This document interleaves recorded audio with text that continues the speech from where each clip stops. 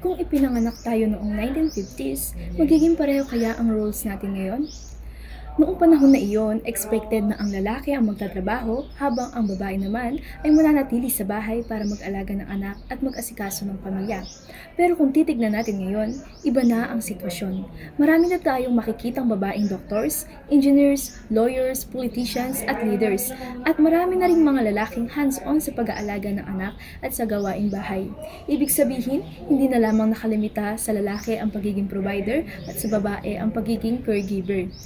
Nagbabago ang gender roles habang nagbabago ang society. At ito mismo ang gustong ipakita ng Chapter 9, ang pagbabago. Ipinapakita ng chapter na ito kung paano nag-evolve o nagbabago ang mga roles ng lalaki at babae sa iba't ibang aspekto ng buhay tulad ng sex, marriage, work, at family life. But before we go deeper into the discussion, let us first look at the topics covered in Chapter 9. The evolution of sex, the evolution of marriage, the funny 50s, going to work and family today. Hello, I am Leonin Ramos and I would like to discuss about the evolution of sex. Before that, magkakaroon ako ng brief explanation or quick background about sex as of today. This shows how modern society views sex more on part of romantic relationship or personal choice. Isa to sa mga ang usual na dahilan bakit may sex ang mga tao kasi intimacy, attraction, or pleasure. But alam niyo ba, may iba't ibang types or evolution or phases kung paano ba nabuo yung sex o paano natin na-achieve yung way of thinking natin about sex. Umpisahan na natin sa tinatawag na the Puritans era during 1600s. Ito ay mainly for sex or for reproduction. Okay, reproduction. Puritans allowed sex only in marriage for babies. Okay. Sinasabi dito, yung mga Puritans people, ito po yung era na kung saan more on Catholic, ano po kasi sila sa European. Puritans allowed sex only in marriage for babies. Okay. Mainly because of during this era po, may nagaganap na war na kung saan yung war na yon nagiging dahilan kung bakit kailangan nila ng baby. Kasi batas po sa kanila na kung saan ang baby or ang magdalawang mag-asawa ay magkakaroon ng anak. Kumbaga mandatory na magkakaroon sila ng anak. Hindi pwede yung hindi gusto. Kung saan parang nakalagay na sa law nila na law or norms or tradition na nila na magkaroon ng anak or mag-asawa ng mag-asawa. Okay. Pero dahil doon, sa isang rules na yun, syempre kapag may rules, may punishments kung hindi mo susunod. Strict rules, harsh punishment. Kung saan, ang mga tao na hindi sumusunod sa ganitong kinakailangan na gawin sa during their era, magkakaroon ng punishment, magkakaroon ng parusa. Isa na nga dito ang ostracism. Pag sinabing ostracism, ito yung bagay na kung saan nilaliklik sila ng society. Hindi sila pinapansin, kumbaga parang hindi na sila belong sa society na to. Pwede rin magbayad sila ng napakalaking halaga or makukulong or even death penalty. Isa sa mga pinagbabawal during this era is yung premarital sex, external sex, anal sex, even they're married, homosexual sex, and any neglection about married. Reproduction needed for survival. Again, sinasabi ko kanina na kung saan during this era may nagaganap na world war na kung saan maraming namamatay, marami ring napapalitan. Kailangan ng population or human para people power para ma-provide nila yung protection dun sa lugar nila. Maraming namamatay sa gutom, maraming namamatay sa war. Therefore, kailangan nila ng kapalitan kung paano nila mabubuulit yung power ng community nila. Patriarchy strengthened to control inheritance. Before that, during this era kasi, dito pa nangyayari yung tinatawag nating forager na kung saan seasonally lumilipat sila ng lugar na kung saan sila dito may source of food, dito walang source of food. Kung saan, as much as possible na sa lugar na yon may sources, dito sila titira. Pero pag wala naman na yung mga sources na yon, lumilipat na sila. So, they migrate seasonally. Nung nangyari yon, dahil doon na improvise na magkaroon ng agrarian na tinatawag natin na magtatanim sila, ay nakakain nila. Kaya yung from forager, naging agrarian na yung agriculture nila. Isa na rito nangyari kasi yung naskapi man, isang taon, naskapi man, lahi nila na kung saan, ang nangyari, di ba, pinagbabawal na magkaroon ng ibang asawa, yung babae, or yung babae. Ito nangyari, nagkaroon ng anak, yung asawa niya sa ibang lalaki. Kaya ang nangyari is, tinanggap niya pa rin kahit hindi talaga totoong anak yon. Dahil iniisip ng mga French people during that time na, nagloko yung asawa mo, kailangan parusahan, kailangan hindi mo tanggapin anak. Pero yung naskapi man na yun, tinanggap niya pa rin yung anak niya. Kaya, during this time, nagkaroon na ng malalaman kung sino yung totoong anak nila. Kaya naging issue na rito yung ayun, ng mga kalalakihan, strength to control inheritance. Dahil syempre, kung anak nila talaga yun, ayun yung syempre pagmamana. Kaya kinontrol nila, dapat masiguro nila, during this time wala pa naman DNA test. Kaya ang nangyari, kinokontrol nila kung totoong anak ba nila yun or hindi. Kasi once ang babae, hindi kaya mag-provide ng anak, or hindi niya kayang bigyan ng anak yung asawa niya, may karapatan yung kalalakihan na mag-iba ng asawa, magpalit ng asawa para ma-provide yung anak nila. Okay. Again, during Puritan era po ay mainly for reproduction lang ang sex. Next. Okay, next tayo. Tinatawag na Industrial Revolution or Sex for Love. Bakit? Dito nag-start yung pagkakaroon ng steam engine na kung saan ito na yung naging stepping stone para magkaroon ng modernized na lugar. Hindi lang naman sa economy nagkaroon ng evolution, pati na rin naman sa love or sa sex. Sex for love, I mean, rather. Industrial Revolution changed family lives, okay? This Industrial Revolution, society's views of sex gradually shifted from reproduction or love. Bakit? Kasi during this time, yung family na nagkaroon na, okay, bago yun, nagkaroon muna ng sitwasyon na kung saan yung sa mga anak nila, diba, from agrarian sila na nasa province, ang usual na lugar, nagkaroon na sila ng idea na dapat lumipat na tayo or magkaroon ng isa sa pamilya natin na aalis para or to explore, to work, ganun. During this time, children became coasty or families had fewer kids. Bakit? Kasi dito na nag-start na pag mas marami ka na palang anak, mas marami ka na ang responsibilidad. Pag mas marami kang responsibilidad, mas kailangan mo ng maraming pera para magkaroon. Dito na nag-start po yung pagkakaroon ng wages or tinatawag nating sahod na kung saan ang mga nagtatrabaho during that time magkakaroon ng sahod kung ano yung epekto nung kung ano yung halaga ng ginawa nila, ayun din yung halaga na makukuha nila. Dito na nagkaroon ng commodification or ang bawat trabaho may pera. Dito na rin na-adapt natin yung crops money na kung saan tinatawag natin na yung pera ay cash crops, yung tinatawag natin na pag nagbayad sila ng produkto, makakuha sila ng pera. Kung dito na nagkaroon ng kalakalan, commodification, na nag-umpisa na kung saan kailangan nila ng work, ng wages, kailangan nila ng commodification, trabaho, paano nila magiging pera yun. Sex became expression of love, okay? Mabalik pala tayo. Kailangan, bakit fewer kids? Kasi dito na rin po nangyari yung contraceptives na nangyari. Meron ng mga contraceptives na na-invento during this time na kung saan, from 6 or more people or anak na mapaprovide sa isang pamilya, naging less than siya 3 to 5, 2 to 5, something like that. Kumbaga, mas bumaba yung bilang ng mga anak sa isang pamilya. Sex became expression of love. Because reproduction was no longer the main goal, sex started to seen as expression of romantic love between partners. Dito na po nag-umpisa yung pagkakaroon. Sa Victorians kasi nag-start yung pagkakaroon ng idea about love na kung saan po hindi na pala for reproduction yung sex, so hindi natin kailangan, kumbaga dito na sila pumili, dito na nagkaroon ng thinking na kung sino para sa kanila or for family reason, for love purpose na siya. Dito, kumbaga dito na introduce ng pagkakaroon ng dahilan liban sa pagpoproduce ng mga bata. Sexual double standard, okay. Dito na nag-start. Well, in fact, meron naman ng idea about having double standard during Puritan's era, but dito, mas higher na siya, mas nagkaroon na. Sexual double standard, women were expected to be pure and motivated by love, while men believed to be driven by sexual desires. Okay, as of today naman, naisip natin yung about double standard, na kung saan, yung woman, dapat pure ka, dapat hindi ka madumi, something like that, na kung saan, babae ka, dapat pure, babae ka, ikaw dapat tinareserve mo yung purity mo, yung virginity mo, while men is for more on sexual drives na siya. Pero, balikan natin yung nakaraan. Yung sa lalaki, sa Puritan's era, lalaki yung stoic, hindi driven ng sexual desires, while women, mas lapitin siya ng sexual scenes. Pero dito, lalaki na ang nangyayari na lapitin ng sexual which normal na kasi nga may double standard na nangyari sa kanila. Okay. Kaya, during Industrial Revolution, doon na nagkaroon ng love, doon na nagkaroon ng other reason kung bakit nagsisex ang mga tao, bakit may another reason siya maliban sa reproduction. Okay, next na tayo. Lastly, okay, ito yung pangatlong phases about or evolution sa sex. Ito na yung, kung kanina 60s, gusto sumunod 70s to 80s, ngayon naman 90s na to, nasa 90s part na tayo. Ito na yung tinatawag natin, sex for pleasure. Okay, sex for pleasure, main reason for pleasure, hindi na siya intimacy, na kung saan dati intimacy, reproduction, ngayon for pleasure na siya. Okay, during the 1920s, sexuality became more connected with pleasure and personal freedom. Dito na nauso yung pagkakaroon natin ng sex ka lang dito, may freedom ka na, may choices ka na kung kanino ka makikipag-sex. Basta ma-enjoy mo lang yung sarili mo, basta ma-provide mo lang kung yung pleasure na gusto mo. The Roaring Twenties brought urban life, entertainment, and new social interaction that allowed young men and women to meet and socialize freely. Okay, dito na nag-start yung pagkakaroon ng more freedom. Kung dati, Maria Clara, kung dati, dapat paganan-ganan ka muna. Ngayon, may freedom ka na lumabas. Even you're a boy, even you're a girl. Kasi diba, strictly, ang babae dati, pure, dapat ganito, ganyan. Meron na siyang ideas or meron na siyang idea kung ano talaga yung babae. Pero dito, nagkaroon na siya ng karapatan na lumabas or mag-enjoy ganun sa kalalakihan.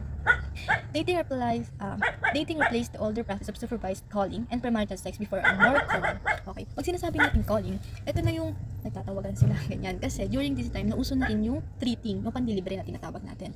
Na kung saan lalabas yung lalaki, lalabas yung babae, then yung lalaki manilibre sa babae. Ngayon, ang naisip ng mga tao, or yung some researchers or related dito ng mga tao, sabi nila, ginagawa daw modification ng mga babae, yung mga lalaki during this time kasi ang lalaki ang nagpo-provide, while yung babae kakain lang, nag-enjoy. Kumbaga, naisip nila na parang ina-advantage ng mga kababaihan ng kalalakihan during this era kasi nanilibre yung mga lalaki. Dito na naisip yung pag-provide financially, kaya dito na naging active yun. Ngayon, rise of premarital sex. Kung ang dating discussion natin is kailangan kasal sila, dito naman hindi na. May mga premarital sex na kahit hindi sila kasal, kahit hindi sila ganyan, kahit di sila mismo legal age, or even they just want some pleasure, gusto lang nila. Kasi nga, dito na po nauso yung sexy, yung katawan, na kung saan, ayun yung naging standard, or tinatawag yung beauty standard ng mga tao. Na-emphasize na yon na pag maganda ka, maganda ka talaga, sexy. Andiyan na yung body standards natin. Naumpisa na rin po dito yung prostitution, na kung saan, yung, again, ang title natin is sex for pleasure, na kung saan prostitution became up and up and up, na naging commodification na ng mga kababaihan, even boys, even kalalakihan na. Pero majority is women talaga na nag-start na yung prostitution kasi nga maganda sila, sexy sila. Kumbaga naging commodification na nila ang sex. Large cities allowed queer communities and same-sex relationship to become more visible. Okay.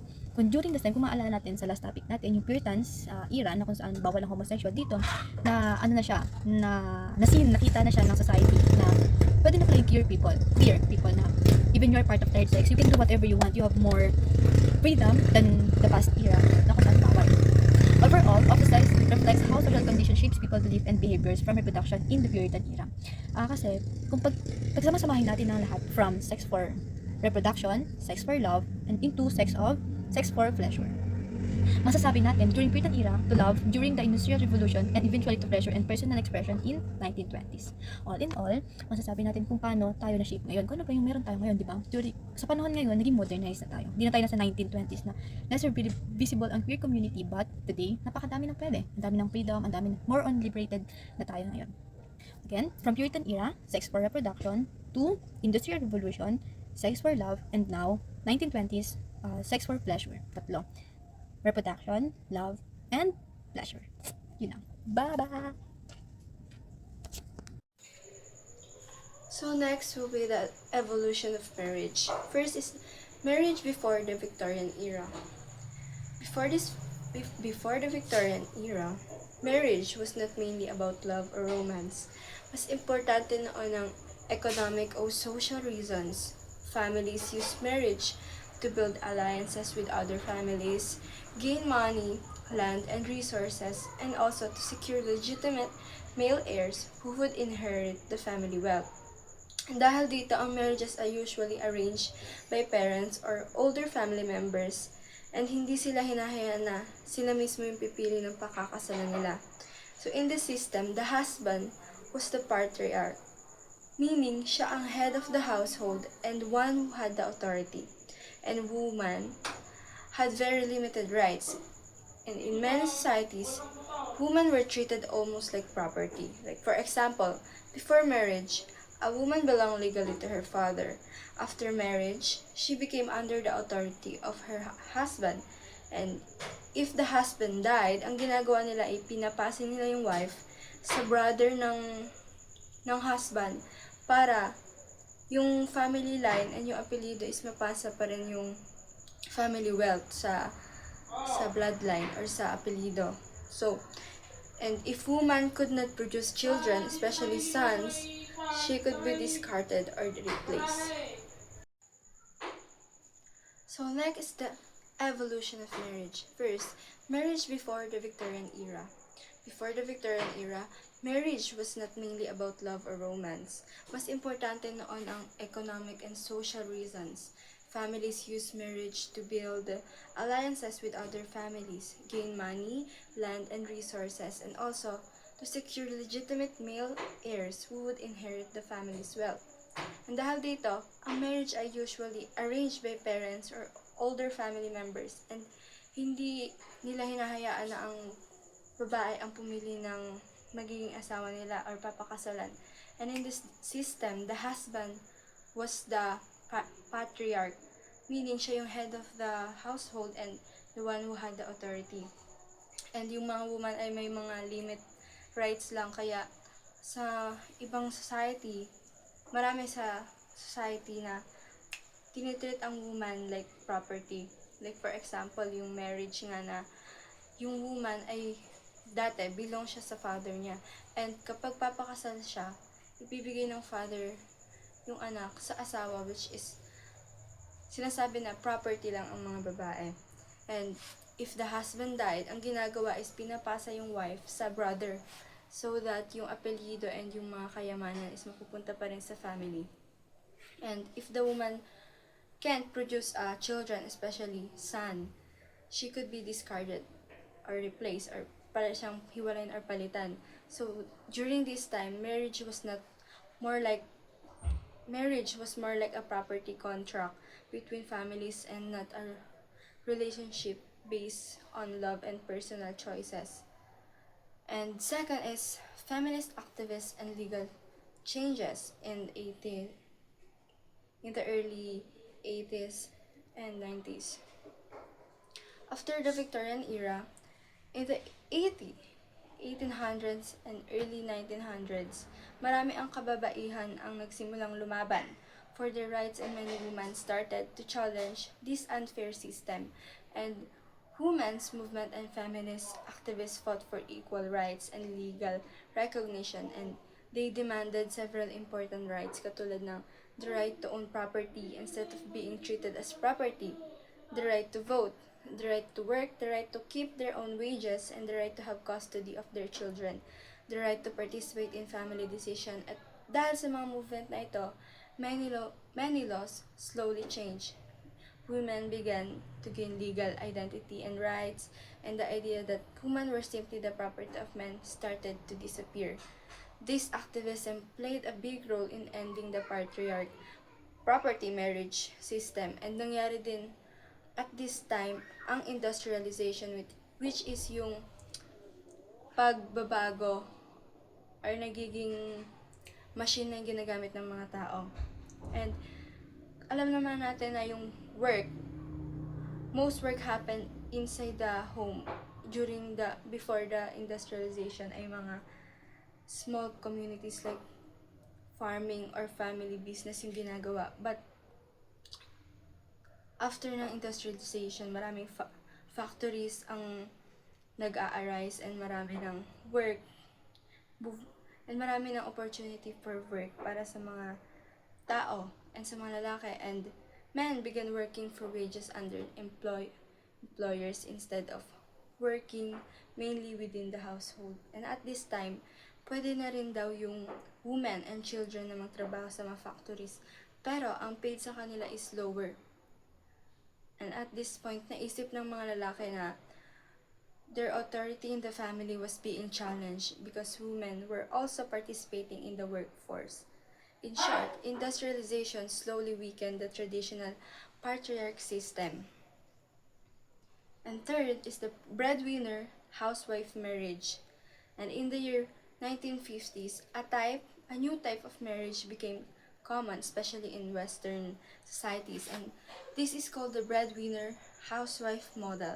And in this model, men and women had different but complementary roles. The husband was the breadwinner o nagtatrabaho. Siya yung nagtatrabaho at kumikita ng income for the family. And the wife was the homemaker, responsible for household duties such as cleaning, cooking, taking care of children, managing the home, and of course, entertaining the husband. And compared to earlier marriage, wives were no longer legally considered property. However, gender roles were still very strict and clearly defined. Society expected men and women to stay within these roles, and if either partner did not perform their role properly, it could even be seen as a failure in the marriage. Slide 9 is the family wage, and in this period, labor unions promoted the idea of the family wage. This means that a man's income should be enough to support the entire family. So, ideally, only the husband needed to work, while the wife stayed at home to manage the household and care for the children. And government policies supported this idea through child labor laws, which limited children working, restriction on women's employment in certain jobs, maternity benefits, and support for mothers. In many European countries like These policies were stronger than in the United States, making it easier for families to follow the breadwinner model. And after the war, after the World War II, family life changed again, especially in the US. The government supported the development of suburban communities outside the major cities, and through the GI Bill, many veterans receive benefits such as college scholarship, low-cost housing loans, or mortgage. However, these benefits were given mostly to white male veterans, which created inequalities. And at the same time, the government also built highway systems to connect cities, making communicating easier. And because of these policies, ownership increased dramatically and suburban neighborhoods became popular. And this created the image of the ideal family, which include a working father, a stay-at-home mother, and a 2 or 3 children. And this image became the dominant idea of normal family during the 1950s. And second is separate Spears ideology or domestic ideology. During this period, may nag-arise na belief and it is called separate Spears ideology development. This idea divided society into two different roles for men and women. Men were associated with the public spheres, which includes work, business, competition, and earning money, while women were associated with the private spheres, which is the home. Women were expected to focus on childcare, housework, emotional care for family members, and the home was viewed as a peaceful and loving environment, separate from the stressful world of work. And it was seen as a place where men could rest and recover after working in the competitive outside world. And this idea ay na-develop at tinawag nilang the cult of domesticity. The cult of domesticity. And this belief encouraged women to fully devote themselves to family life. Women were expected to be nurturing, supportive, caring, emotionally attentive. And their role was to maintain the emotional stability of the family, create a loving home environment, because society believed that women were naturally suited for these domestic roles. And slide 10, which is the 1950s marriage model. And this is the last point sa evolution of marriage. And at this time, marriage model came, and it combined several ideas. Marriage during this time was now based on love and personal choice, which was different from earlier arranged marriage. However, hindi pa din nawawala yung mga rules and regulations ng society, because society also strongly enforced traditional gender roles at this time. There was also strong pressure to follow heterosexual marriage, monogamy, traditional family structures, and because these expectations were very strict and very difficult to maintain, some scholars describe the 1950s marriage as a short-lived and uneasy experiment. This means that it did not last very long and had many hidden tensions na nangyayari sa model na ito. And even though it was presented as the ideal family, hindi pa rin siya ganun kaganda. So, good day, ma'am. I am Princess Andy Mateo, and I am here to present about the readings in the funny 50s. So, basically, noong panahon ng World War II, naging simbolo si Rosie the Riveter ng pagpasok ng mga babae sa workforce, lalo na sa mga trabaho na dati ay para lamang sa mga lalaki. Maraming babae ang nagtrabaho sa factories at iba pang mga industriya habang nasa digmaan ang mga lalaki. Ngunit, pagkatapos ng digmaan noong 1945, nagkaroon ng malakas na kampanya upang ibalik ang mga babae sa bahay. Ang mga marketers, columnists, scientists, public intellectuals, at pati ang gobyerno ng Estados Unidos ay nagsimulang i-promote muli ang breadwinner housewife model kung saan ang lalaki ang nagtatrabaho at ang babae naman ay ang housewife na nag-aalaga ng pamilya. Dahil dito, lalong tumibay ang ideya ng nuclear family bilang ideal na family structure.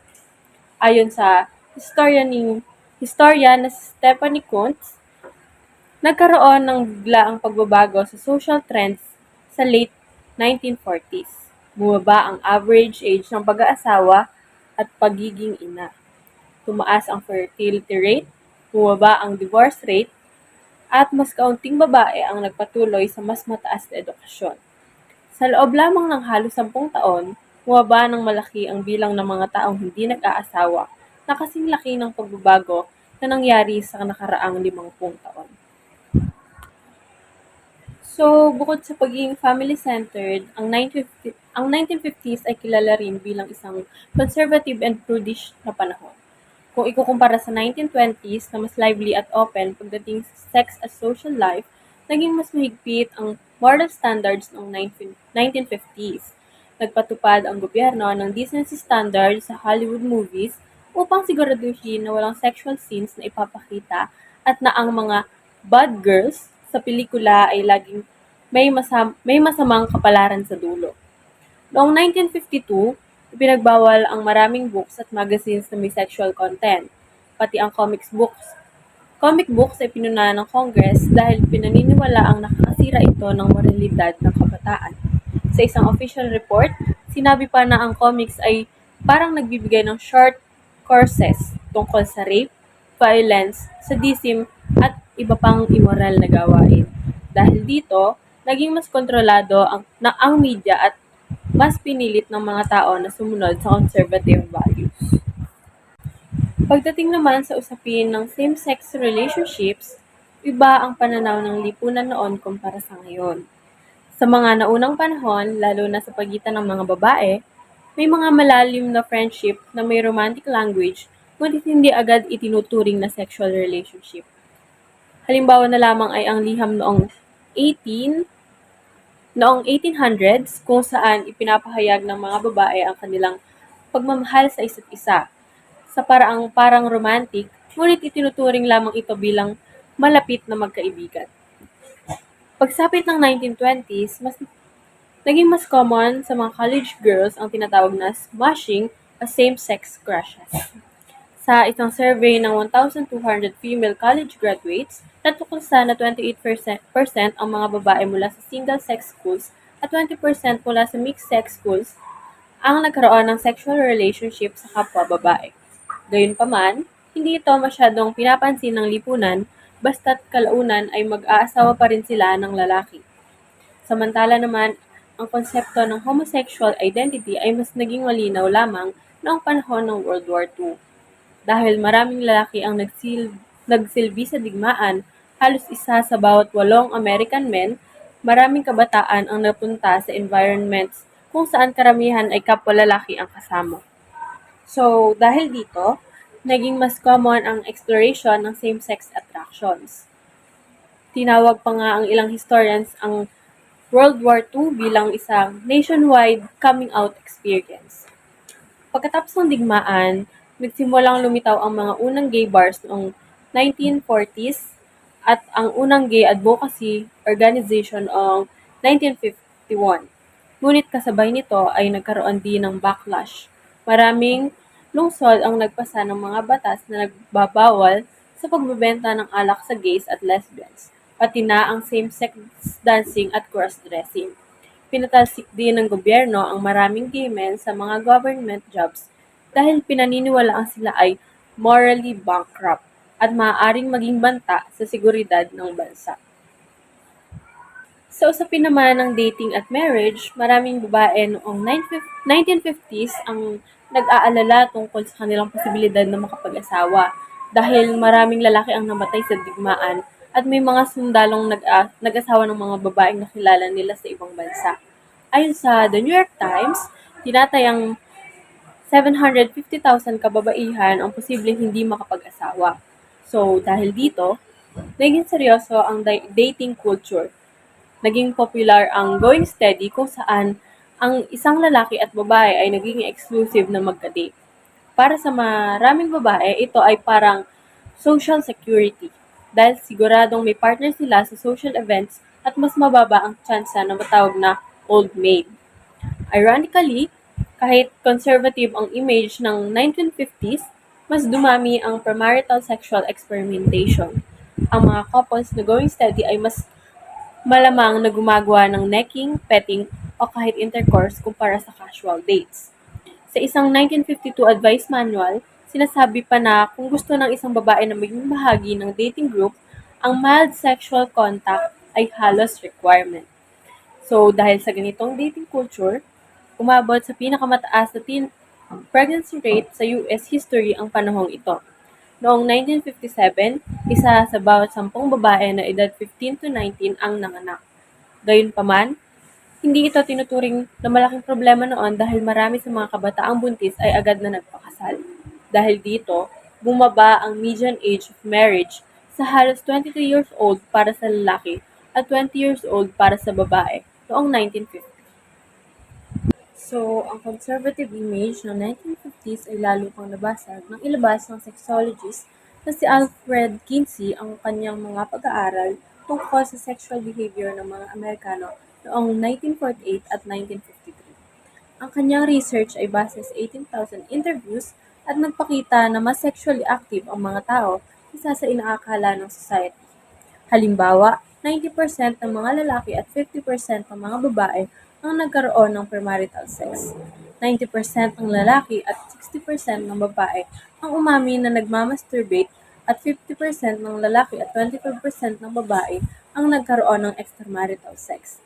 Bukod dito, 33% ng lalaki at 13% ng babae ang nagsabing nagkaroon sila ng homosexual experience, habang 50% ng lalaki at 37% ng babae ang nakaranas ng same-sex attraction. Ipinapakita ng Kinsey reports na malayo ang realidad ng sexual behavior sa idealized image ng moral na society. So, noong 1963, lalo pang nabuksan ang usapin tungkol sa kalagayan ng kababaihan nang inilabas ni Betty Friedan ang librong The Feminine Mystique. Ipinakita nito na maraming housewives sa suburban America ang hindi masaya sa kanilang buhay. Sa kabila ng pagkakaroon ng bahay, asawa, at mga anak, marami ang nakakaramdam ng boredom, isolation, at pagkawala ng personal identity. Sa isang survey ng magazine na Red Book, umabot sa 24,000 women ang nagpadala ng liham tungkol sa pakiramdam nila ay trapped sa kanilang role bilang housewife. So, dahil na rin sa stress at dissatisfaction na ito, maraming babae ang nagsimulang gumamit ng tranquilizers na tinatawag na Mother's Little Helpers. Noong 1958 nga ay umabot sa 462,000 pounds ang tranquilizers ang naireseta ng mga doktor at higit pang dumable ang bilang na ito sa sumunod na taon. Ang mga white middle-class women ay 4 na beses na mas malamang na gumamit ng mga gamot na ito kumpara sa ibang grupo. And sa kabilang banda, hindi rin lahat ng lalaki ay masaya sa pressure ng marriage. Maraming lalaki ang inaasahang magpakasal dahil ang pagiging bachelor ay tinuturing na immature o kahina-hinala. Dahil dito, nilunsad ni Hugh Hefner ang Playboy magazine noong 1953 na nagpapakilala ng bagong imahe ng masculinity, isang lalaking bachelor na nag-e-enjoy sa sexual freedom at lifestyle na walang commitment. Ayon sa writer na si Barbara Ehrenreich, ang playboy ay hindi umiiwas sa marriage dahil siya ay queer, kundi dahil gusto niyang mag-enjoy sa maraming heterosexual relationship. Pero sa kabila ng lahat ng ito, nananatili pong unequal ang gender roles sa loob ng marriage. Ang mga lalaki ay tumatanggap ng sahod sa kanilang trabaho, habang ang mga babae ay gumagawa ng unpaid domestic labor tulad ng pagluluto, paglilinis, at pag-aalaga ng mga anak. Dahil hindi nakikita bilang real work ang housework, nagiging financially dependent ang mga babae sa kanilang mga asawa. Kapag nagkaroon ng divorce na nangyari, sa 25% hanggang 33% ng marriage noong 1950s, maraming babae ang nahihirapang maging financially independent, lalo na kung wala silang sariling career or income. Bagamat may alimony upang makatulong sa kanila, nananatiling risky ang marriage para sa maraming kababaihan. And now let's proceed to going to work. Para sa mga kababaihan, kung babae ka noong 1950s, ano sa tingin nyo ang inaasahang role nyo sa buhay? Magtrabaho o manatili sa bahay? Most likely, manatili sa bahay. Dahil noon, ang gampanin ng babae ay manatili sa bahay upang mag-alaga ng anak at mag-asikaso ng pamilya. Ang ideal na babae noon ay ang pagiging full-time wife at mother. Pero choice nga ba ng kababaihan noon na manatili sa bahay or sadyang wala lang talaga silang choice? Pero kahit sinasabing ideal ang housewife life, maraming babae ang hindi sumusunod dito at lumalabas sa bahay para magtrabaho. Ang part na ito ay pinapakita kung paano unti-unting nagbago ang role ng kababaihan mula sa pagiging full-time homemaker to becoming part of the workforce. Now let's proceed to going to work, myth versus reality. Ngayon naman, tingnan natin ang realidad sa likod ng tinatawag na ideal family noong 1950s. Noong panahong iyon, ang ipinopromote ng society ay ang breadwinner housewife model. Ibig sabihin, ang lalaki ang nagtatrabaho para kumita, habang ang babae ay nasa bahay para mag-alaga ng pamilya at mag-asikaso ng household. Ang myth, iniisip nila na sapat na ang kita ng lalaki upang magtaguyod at bumuhay ng isang pamilya at hindi na kailangang magtrabaho ng babae. Kaya rito, nalilimita ang babae na manatili na lamang sa bahay at mag-alaga ng anak at mag-asikaso ng pamilya. Pero sa totoong buhay, hindi ito realistic para sa maraming pamilya. Kaya dito nagsimula na unti-unting magtrabaho ang mga babae. Pero hindi naging madali para sa mga babae ang magtrabaho noon, lalo na sa mga married women. Hindi dahil ayaw nilang magtrabaho, kundi dahil hindi sila pinapayagan at may mga limitasyon sa kanila bilang babae. Next, pag-usapan naman natin ang isa sa pinakamalaking hadlang sa kababaihan noon, ang tinatawag na marriage bans. Ang marriage bans ay ang patakaran na nagbabawal sa mga kasal na babae na magtrabaho, lalo na sa mga trabahong tulad ng teaching, banking, office work at government jobs. Ibig sabihin, kapag nagpakasal ang isang babae, kadalasan, kailangan o obligado siyang umalis sa trabaho kahit magaling siya o kailangan niya ng income. Bukod sa marriage bans, may isa pang policy na nakakaapekto sa women workers, ang tinatawag na protective legislation. From the word itself, protective, parang positive siyang tignan, di ba? Kasi parang nagpo-protekta siya sa mga kababaihan. But the reality is, nililimitahan nito ang oportunidad ng mga kababaihan. Ang mga batas na ito ay nagre-restrict kung anong trabaho ang pwede sa babae at kung gaano sila katagal pwedeng magtrabaho. Kahit may ganitong mga hadlang at diskriminasyon, patuloy pa rin pumasok ang kababaihan sa workforce. Bakit? Dahil kailangan sila ng ekonomiya at gusto rin nilang magkaroon ng sariling buhay at independence. Now, let's proceed to women enter the workforce. Ngayon naman, tignan natin kung paano tuluyang pumasok ang kababaihan sa workforce, lalo na ang mga may asawa o ang mga kasal. Despite all the restriction tulad ng marriage bans at protective legislation, hindi napigilan ang pagdami ng working women. Isa sa pinakamalaking dahilan nito ay ang paglago ng ekonomiya. Pagkatapos ng World War II, maraming lalaki ang namatay. Kulang ang workers, kasabay nito, lumago ang ekonomiya at dumami ang office at service jobs. Kaya napilitan ang society na tanggapin ang kababaihan bilang bahagi ng workforce. Noong una, karamihan sa working women ay single o ang mga walang asawa. Pero habang lumilipas ang panahon, dumami ang married women at mothers na nagtatrabaho. Unti-unting nagbago ang pananaw ng lipunan. Mula sa ang babae ay para sa bahay lamang, tungo sa ang babae ay pwedeng magtrabaho at magtaguyod ng pamilya. Makikita natin ang pagbabagong ito ng mas malinaw sa graph na ipapakita sa susunod na slide. Makikita natin sa graph na ito kung paano nagbago ang working force participation ng kababaihan batay sa kanilang marital status sa paglipas ng panahon. May iba't ibang linya sa graph para sa single woman, married woman, at widow o divorced woman. Noong mga naunang taon, karamihan sa mga babaeng nagtatrabaho ay ang single o walang asawa. Pero habang lumilipas ang panahon, makikita natin na parami ng parami ang married women na pumapasok sa workforce.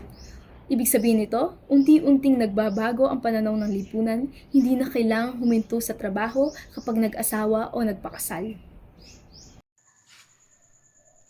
After that, we have work and family today. First point is explanation of the traditional model. And as we all know before, especially in the year 1950s, the common family structure was called the traditional model, na kung saan ang husband ay ang breadwinner or ang provider ng pamilya. And ang wife naman ay yung stay-at-home wife lang siya na siya yung nag-aalaga ng bahay, nagluluto, naglilinis, at nag-aasikaso ng mga anak. And at that time, this setup was considered normal or ideal. But today, this model is unti-unti nang nawawala kasi nga ang panahon natin is nagbabago and yung way ng life natin is nagbabago. So, mas mataas ang cost of living ngayon kaya kadalasan kailangan na ng dalawang tao to work to have income para masupportan yung buong pamilya. And also, people's ideas about gender roles have changed. Many couples now believe that both partners can work and share responsibilities at home. The second point is women's education and employment. Another important change today is that more women have access to education and careers. Because in the past, as we all know, many women had limited opportunities for higher education and professional jobs. But over time, laws and social changes allowed women to study in universities and enter different professions. And because of this, many women now have their own careers and financial independence. And this independence gives women more choice in life. Like for example, they can now delay marriage, choose their partner more freely, and live unhealthy relationship. And dahil ang woman now ay may sarili na ring income, marriage is no longer based on financial support, but more on partnership and mutual respect. And third point is changing meaning of marriage. Alam naman natin na ang marriage before was often based on economic needs, family alliances, or social expectations. And families sometimes arrange marriage to protect wealth, property, and social status. But today, the meaning of marriage has changed a lot kasi most people now marry because of love, emotional connection, and personal happiness. Marriage is now seen as a personal choice, not something that society force people to do. And ito yung society natin today na more accepting of people who stay single or become parents outside marriage. Mas accepted na daw yung delay, yung kanya na maging single, and yung kumakawala sa marriage since marami ng divorce. So, mas accepted na siya in today's generation. And fourth is the partnership marriage. As of now, modern marriages are often called partnership marriage. Compared to traditional marriages, na ang role ay fixed and ang partnership marriage ay focus on equality and teamwork. And both partners usually work and contribute financially. They also share responsibilities like childcare, housework, decision making. And in this type of marriage, couples often communicate more and make decisions together. Emotional support, respect, and cooperation are very important in maintaining this relationship. Next point is, which is the fifth, is diverse family forms. Ang mga families ngayon ay more diverse than before. In the past, the ideal family was usually described as a married man and a woman with children. But today, many different family structure exist. Katulad ng dual earner couples, stay-at-home fathers, female breadwinners, single parent families, blended families with step-parents, and same-sex couples, and multi-generational families where grandparents help raise children. And dahil sa mga pagbabagong ito, people now understand that family is not only defined by marriage, but by love, care, and support among members. And the sixth point is divorce and remarriage. At this point, alam naman natin na divorce has become more common and legally accessible especially sa US and sa ibang bansa. And in the past, divorce was very difficult or sometimes not allowed, and couples were expected to stay married even if they were unhappy or mayroon nang naabuso or what. But modern laws today now allow both men and women to file for divorce more easily. And because of this, divorce rates increase compared to earlier generations. However, this does not mean that people value marriage less. Instead, it shows that people now expect more from marriage, such as emotional support, respect, equality. And if these expectations are not met, some couples choose to separate. And after divorce, some people also remarry, which can create blended families with step-parents and step-siblings. And pang-7 is the gender equality in marriage. And this will be the last point na. Gender equality sa marriage is marami ng accepted sa mga usaping gender marriages. And many society today promote gender equality in marriage. This means that husband and wives have equal rights and responsibilities. For example, both partners can own property, make family decisions, share financial responsibilities, participate in raising children. Fathers today are also becoming more involved in parenting and caregiving compared to the past na hindi nga sila, diba, meron silang pride na ako ang father ng pamilya. However, even though equality has improved, some gender differences still exist, especially in household chores and unpaid labors. So, gender equality in marriage is still developing and improving over time. And also, gender inequality includes all different gender like same-sex marriages.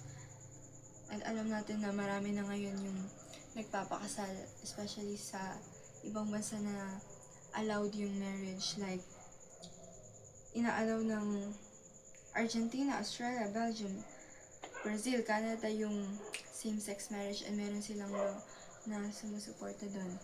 At para sa ating konklusyon, malinaw na ipinakita ng Chapter 9 na ang gender roles ay hindi permanenteng bagay.